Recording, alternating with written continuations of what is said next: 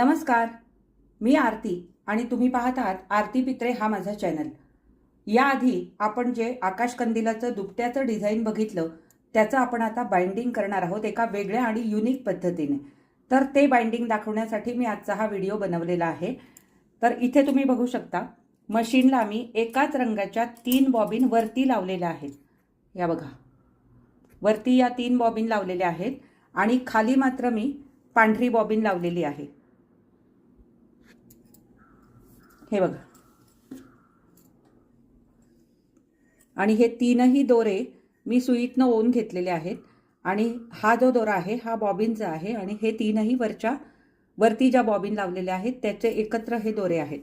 आणि अस्तरसाठी इथे मी 2 पांढरे कपडे घेतलेले आहेत, ते एकत्र राहावेत म्हणून त्याला साइडनी मी इथे जोडून घेतलेलं आहे। 2 साइडनी हे जोडून घेतलेलं आहे आणि त्याच्यावर या तिरक्या शंकरपाळ्याच्या आकाराच्या मी रेघा मारलेल्या आहेत।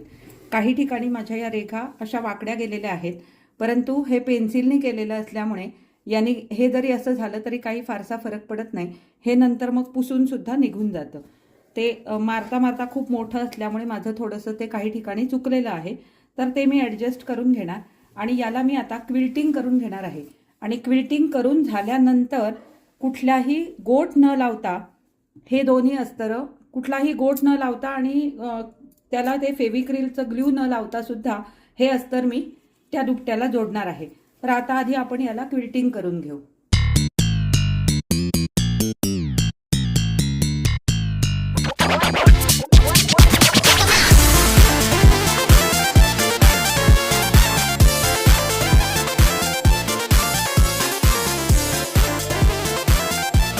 हे बघा, एका बाजूने मी संपूर्ण या पांढऱ्या कपड्याला क्विल्टिंग करून घेतलेलं आहे।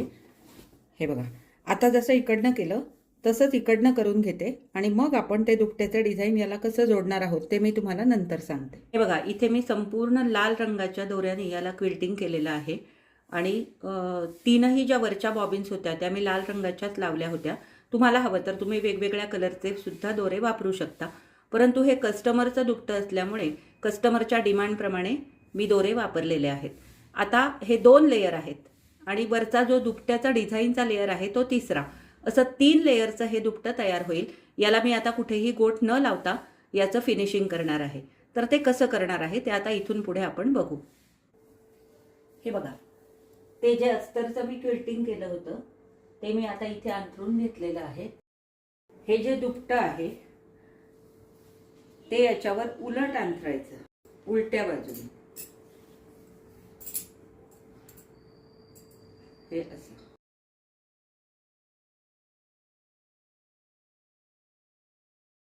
असं उलटं अंथरून घ्यायचं व्यवस्थित आणि याला टाचण्या लावून घ्यायच्या। या वेळेला मी कुठेही याला ग्लू वगैरे लावणार नाहीये, फक्त टाचण्या लावून घेऊन मशीनवर 3 बाजू मी शिवून घेणार।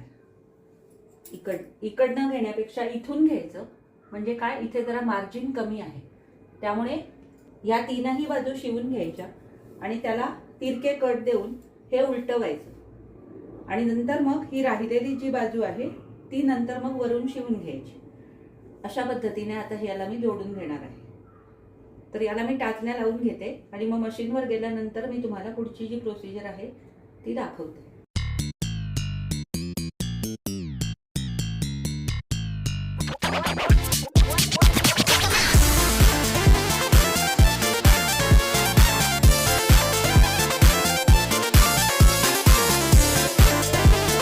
हे बघा, आता हे जे आहे इथे जवळजवळ अर्ध्या ते पाऊण इंचाचं मार्जिन सोडून इथून टिप मारायला सुरुवात करायची आणि इकडे साईडला पाव इंचाचं मार्जिन सोडायचं। आणि इथे आता मघाशी मी 3 बॉबिन वर जिथे लाल लावल्या होत्या तिथे आता मी पांढरा दोरा लावलेला आहे।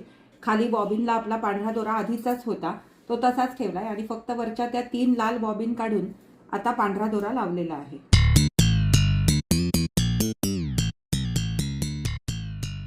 इथे आल्यानंतर कोपऱ्यावर सुई आत ठेवायची आणि हे फिरवून घ्यायचं।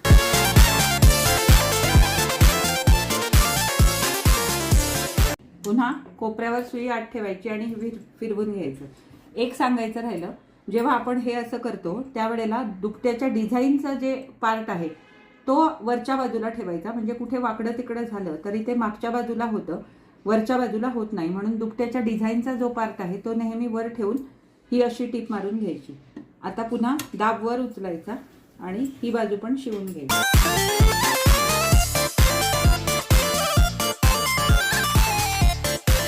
इथे शेवटी आल्यानंतर पुन्हा अर्ध्या ते पाऊण इंचाचं मार्जिन इथे सोडून द्यायचं. हे साईडचं जे एक्स्ट्रा आहे हे सगळं कापून घ्यायचं आणि टाचण्या काढायच्या. नंतर याला तिरके कट मारून घ्यायचे तीनही बाजूने आणि मग हे उलटवायचं. तर हे सगळं मी करून घेते आणि मग आपण हे उलटवणार आहोत.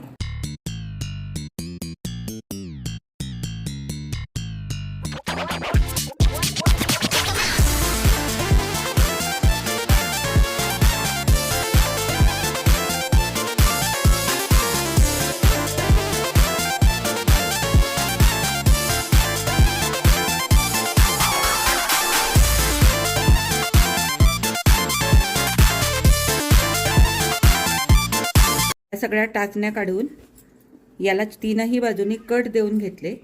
आता हे पूर्णपणे उलटवून घ्यायचे आहे आणि आता याला साईडने आपल्याला दाबटीप मारायची आहे. स्क्रूड्रायव्हरच्या सहाय्याने हे जे कॉर्नर आहेत हे व्यवस्थित असे बाहेर काढून घ्यायचे.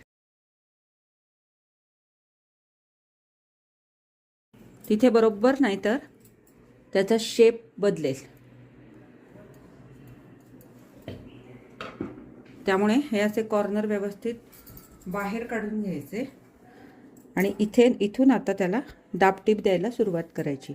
परंतु दाबटीप देताना हे व्यवस्थित ॲडजस्ट करून घ्यायचं, हा जो भाग आहे. किंवा इथे तुम्ही आधी इस्त्री फिरवून घेतली तरी पण चालेल, पण माझ्या दृष्टीने तरी इस्त्रीची फारशी आता गरज नाही. फक्त दाबटीप देताना हे जे आहे या साईडसुद्धा अशा व्यवस्थित पकडून याला दाबटीप द्यायची.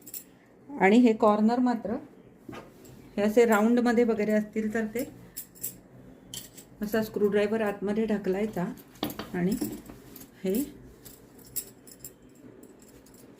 असं स्क्वेअरमध्ये व्यवस्थित करून घ्यायचं. आणि आता याच्यावरनं दाबटीप देऊ आपण. आधी ही जी ओपन बाजू आहे तिथून दाबटीप द्यायला सुरुवात करायची. आता इथे आपण पाऊण इंचाची जागा सोडलेली होती, मग हे असं व्यवस्थित दुमडून घ्यायचं आणि एकमेकावर ठेवून याच्यावरनं टीप मारून घ्यायची. हे अशी तिथे सुद्धा आपल्याला अगदी काळजीपूर्वक हे सगळं व्यवस्थित फिनिशिंग करून घ्यायला लागेल, नाहीतर मग हे पुन्हा टोकही बाहेर दिसतील. तर अशा प्रकारे आपण आता याला दाबटीप देऊन घेऊ, आधी इकडनं आणि मग राहिलेल्या 3 बाजूंना.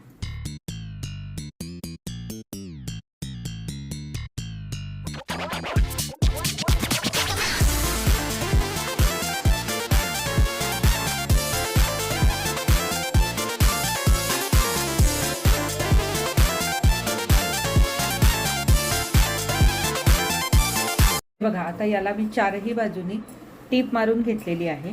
आणि आता इथे जो पांढरा भाग आहे तिथे मी पुन्हा या बाजूला 2 आणि या बाजूला 2 अशा टिपा मारून घेणार, म्हणजे ते असं फुगा आल्यासारखं वाटू नये यासाठी. तर त्या टिपा इकडे एक आणि तशाच इकडे आणि इकडे अशा मारून घेते आणि मग मी तुम्हाला याचा फायनल लुक दाखवते. हे बघा अशा प्रकारे आता आपलं हे आकाशकंदिलाचं दुपटं फिनिशिंग सकट तयार आहे. ही झाली समोरची बाजू. तुम्ही इथे बघू शकता याला कुठेही चुणी आलेली नाही, फक्त वरच्या बाजूला एक छोटीशी चुणी आलेली आहे. कारण तो जो कपडा आहे तो मी तुम्हाला मागच्या व्हिडिओमध्ये सांगितलं की तो मी पातळ कपडा होता तो डबल करून लावल्यामुळे त्याला वरच्या बाजूला एक छोटीशी चुणी आलेली आहे. परंतु बाकी या दुपट्याचं फिनिशिंग तुम्ही बघू शकता. आणि याला मी कुठेही गोठही लावलेला नाही किंवा कुठेही ग्लूसुद्धा न वापरता हे दुपटं मी आता पूर्ण तयार केलेलं आहे. आता ही झाली समोरची बाजू. मी तुम्हाला आता मागची बाजू पण दाखवते. इथे सुद्धा त्याला कुठेही मध्ये चुणी आलेली नाही आणि हे डिझाईनसुद्धा किती छान दिसतंय तुम्ही बघू शकता. तर असं एक वेगळ्या प्रकारचं हे मागनं क्विल्ट केलेलं विदाऊट गोठ दुपटं मी आता हे तयार केलेलं आहे. आणि हे भरपूर मोठं दुपटं आहे आणि कस्टमरच्या डिमांडप्रमाणे हे तयार केलेलं असल्यामुळे कस्टमरला मी आधीच याची किंमत 800 रुपये सांगितलेली होती. आणि कस्टमर रेडी झाल्यानंतरच हे दुपटं मी रेडी केलेलं आहे. त्यामुळे या दुपट्याचे मी 800 रुपये घेणार आहे. तर एकंदरीत आजचा हा व्हिडिओ तुम्हाला कसा वाटला मला कमेंट करून अवश्य कळवा. आणि बाइंडिंग करायची ही वेगळी पद्धत तुम्हाला कशी वाटली हेही मला कळवा. किंवा मी अस्तरला मागणं जे क्विल्टिंग केलं आहे ते कसं दिसतंय हे सुद्धा मला कमेंटमध्ये अवश्य कळवा. आणि व्हिडिओ जर एकंदरीत आवडला असेल तर लाईक करा, शेअर करा. माझ्या चॅनलवर नवीन असाल तर चॅनलला सबस्क्राईब करून सोबतचा बेल आयकॉन दाबायला अजिबात विसरू नका. आणि हो, हाईपसुद्धा करायला विसरू नका. आता आपण पुन्हा भेटू अशाच एखाद्या छानशा नवीन व्हिडिओमध्ये. तोपर्यंत मी तुमचा निरोप घेते. धन्यवाद.